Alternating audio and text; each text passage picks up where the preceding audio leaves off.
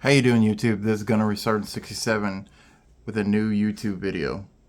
Today's YouTube video will be on SHTF power generation, specifically a product review of the EcoFlow River 2 solar generator kit. What you got right here is you've got the EcoFlow River 2, and then in back of it you've got an EcoFlow 110 watt solar panel.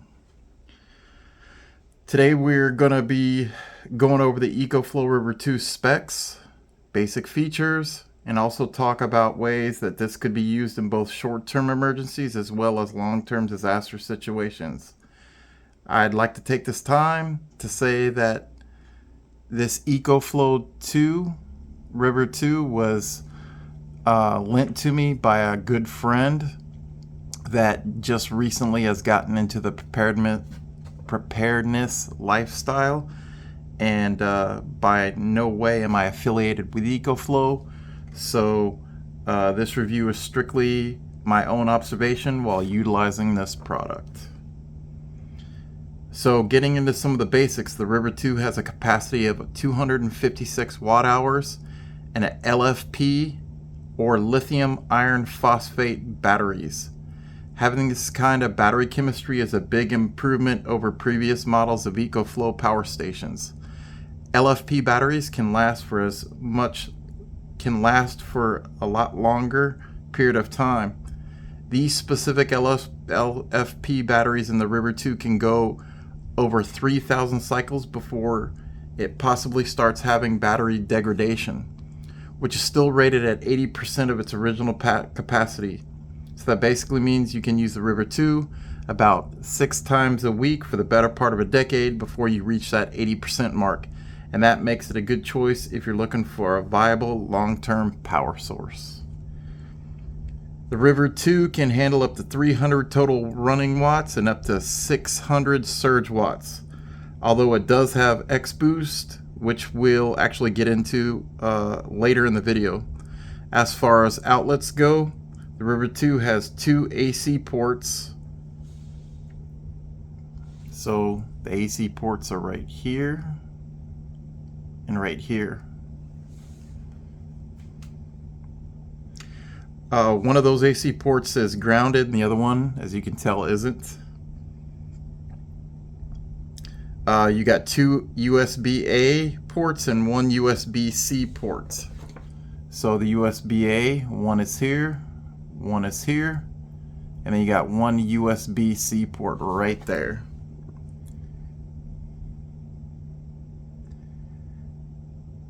You've also got 1 12-volt port, which is right here. EcoFlow used to not have a cover over this this AC port, but now it does, so that's actually pretty cool, pretty good, because it keeps out debris and dust and dirt and all that other stuff. As you can tell, this is a smaller solar power option, and while larger ones can power bigger devices and have a greater capacity, smaller units like this do have some advantages.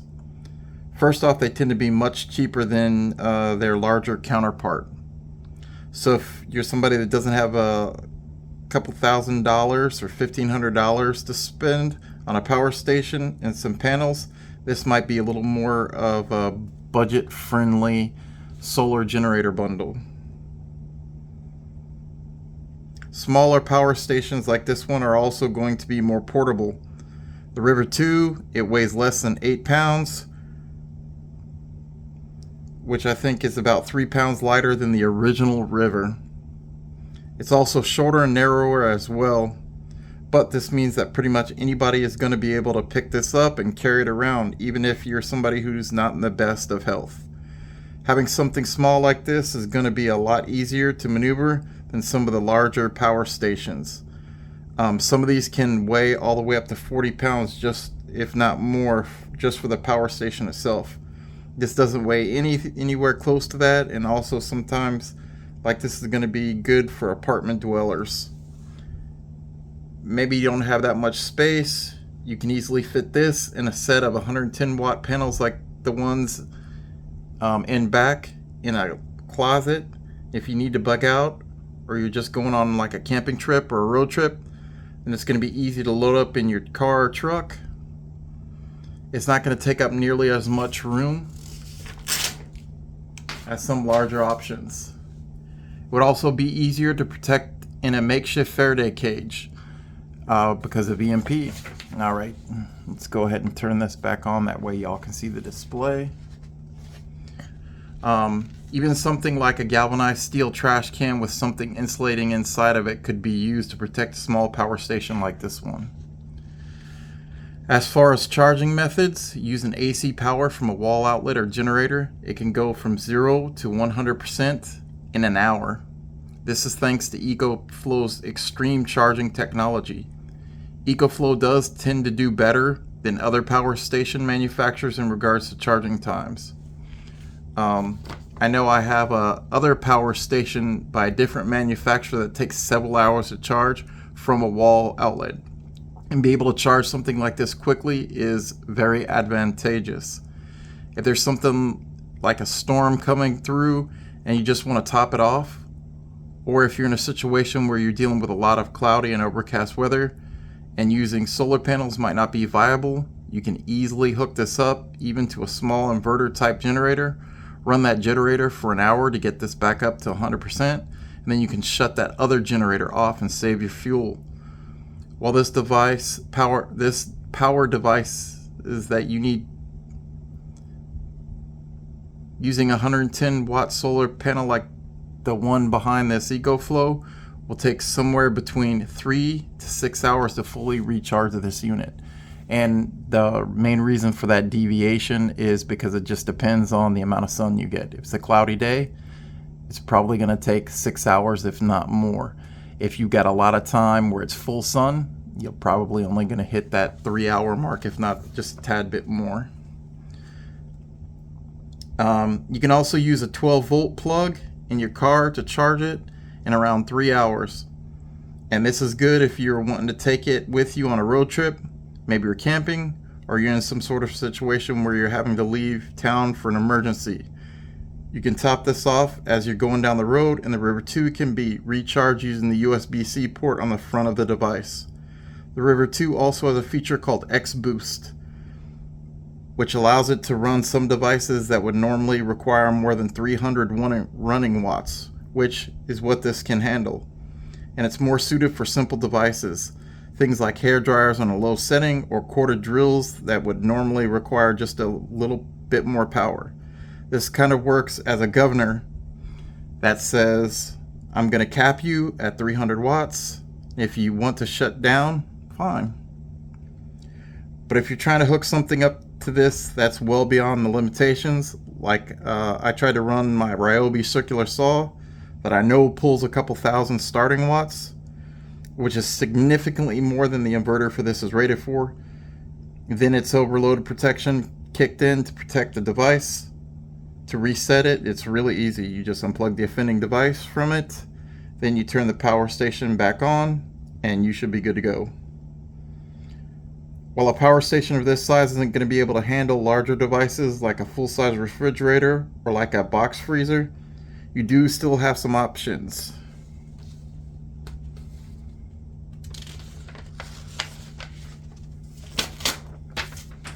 If you're using it to keep your food cold, for example, you can use a 12-volt refrigerator freezer like my Iceco JP42, which I've reviewed on this channel in a previous video with the River 2. So that if there's a power outage, and you can protect your most expensive groceries, things like your meats and dairy products. Additionally, if you're somebody who uses insulin or has other kinds of medications that need to be kept cool, then you can use the River and a 12-volt refrigerator to help you keep these medications cool, at least for a few hours. The River 2 can also run other blackout essential items like lights and fans. Other modern lights are LEDs, which don't use that much energy, so even small portable power stations like the River 2 should keep them running for a while. And fans can go a long way towards making spring and summer power outages a lot more bearable. However, a better way to keep lights and fans running during a power outage is to use rechargeable batteries. just like these ones right here. So these are IBL rechargeable batteries. And then you can go ahead and use the EcoFlow River 2 with this EBL charging station. It's great for it.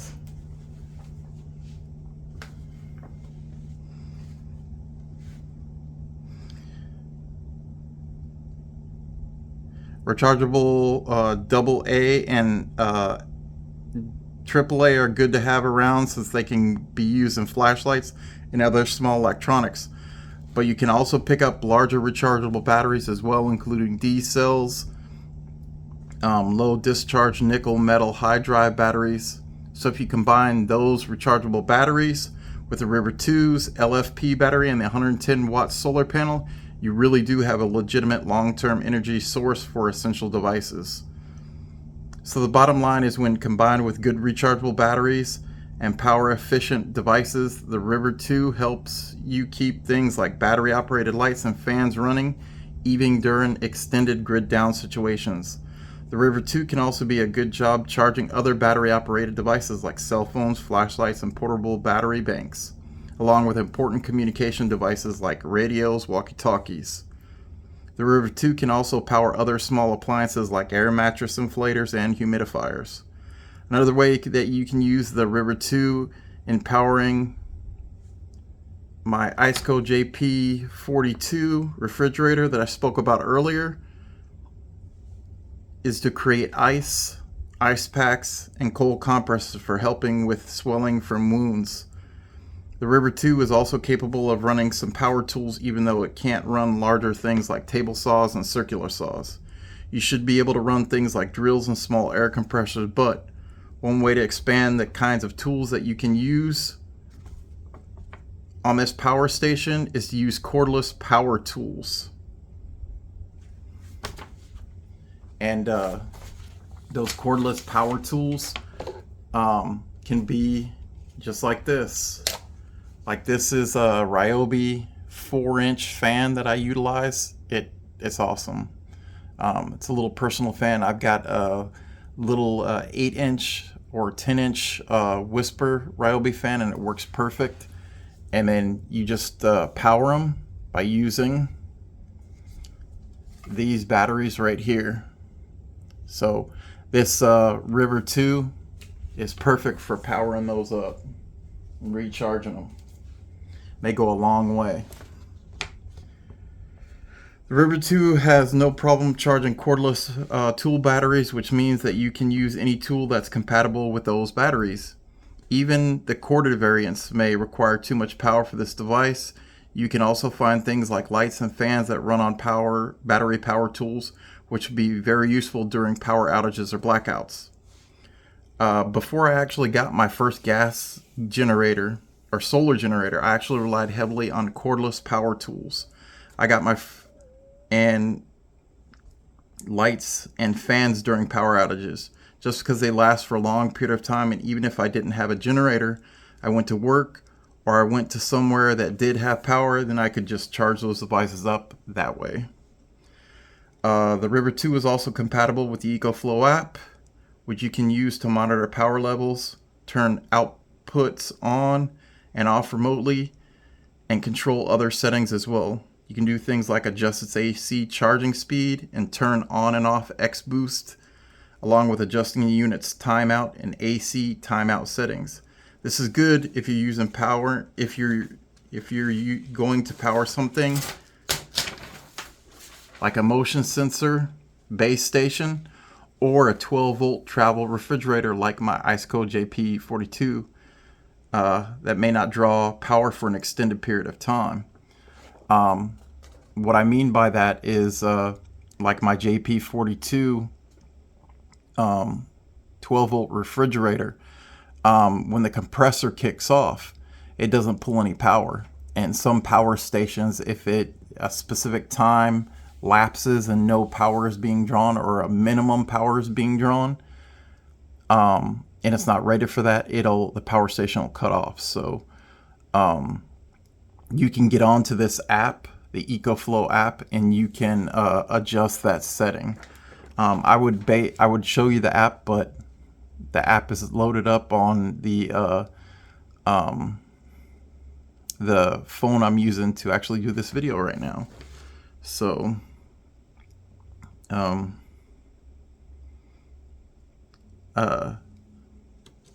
so with the app, you can set the timeout to never, which will ensure that the device stays on and continues to pick up signal from any motion sensors that are connected to it. Another good thing about the app that a lot of people don't think about is that it keeps track of your power station serial numbers. So if your River 2 gets stolen, or your EcoFlow 110 watt solar panels gets stolen or gets damaged, and you need to file an insurance claim, then you have all that information handy. If you're somebody who doesn't like apps, then you can also use the River 2 just fine without it. The EcoFlow app is just an additional option. Overall, I think that if you're wanting a small solar generator, then the River 2 combined with 110 watt solar panels in the background is a good option. And while it isn't the most powerful power station that I've tested, it having LFP batteries, it does give an edge from a longevity standpoint. It's nice to have something that could still be running long after other kinds of devices with different battery chemistry have started to suffer from severe battery degradation. The River 2 should be able to keep essential devices like lights, fans, and essential communication equipment up and running long term, and it can also be used occasionally for other tasks like using those 12-volt refrigerators or humidifiers. Since it's so portable and the fact that it has such a long lifespan, I do think it is a good option if you're wanting a simpler and streamlined way to have an emergency power supply. Like with all power generation, solar power generation videos on my channel, the biggest thing right now that I want these power generators to do is be able to power up my Ryobi batteries so I can power all of my tools, my fans, and then also refrigeration with my IceCo JP42, which is the ultimate test for me, is that IceCo JP42 test.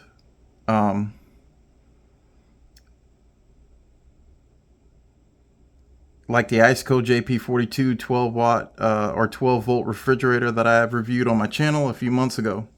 So of course I hooked this River 2 up to the IceCo JP42, and I was extremely pleased by the results for how small this is. I was able to run the IceCo JP42 via the AC out port from 7:15 a.m. until 2:55 p.m. or 7 hours and 40 minutes. I called the test a little bit earlier because I still had 11% charge left on the River 2, so I'm pretty sure that I would have gotten a full 8 hours of runtime out of the River 2. So for me, this is an acceptable performance by the River 2, and right now, for such a small station, this is the ultimate test for me anyways. The room temp during this test was about 72 degrees, and I set the IceCo JP42's temp at 36 degrees.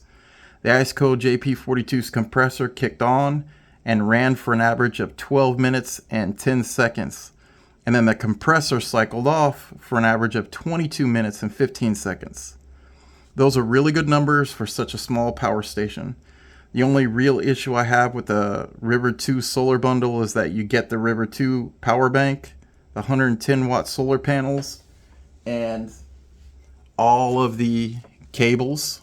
Here's the power cable. And then you also got the cable that you hook up to the power station, and then the cigarette lighter of your vehicle. But EcoFlow does not send the XT60 to RC4 solar panel connectors with this, and that was kind of agitating.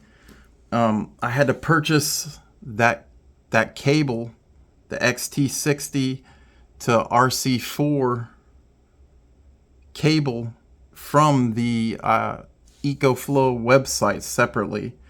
And that's very irritating because when you first buy it, if you don't know it, you're not going to be able to use the solar panels, and if you need to use them, then they're useless. Hopefully in the future EcoFlow rectifies this and they put them into the solar bundle kits when you buy the whole solar bundle. Alright YouTube, this video has been going on long enough, so if you have enjoyed this video and you like my content, please hit the subscribe button, hit that like button, leave a comment down below, tell me what you like, what you don't like, and I will do my best to respond back to you. This is Gunner Restarting 67, and I'm out.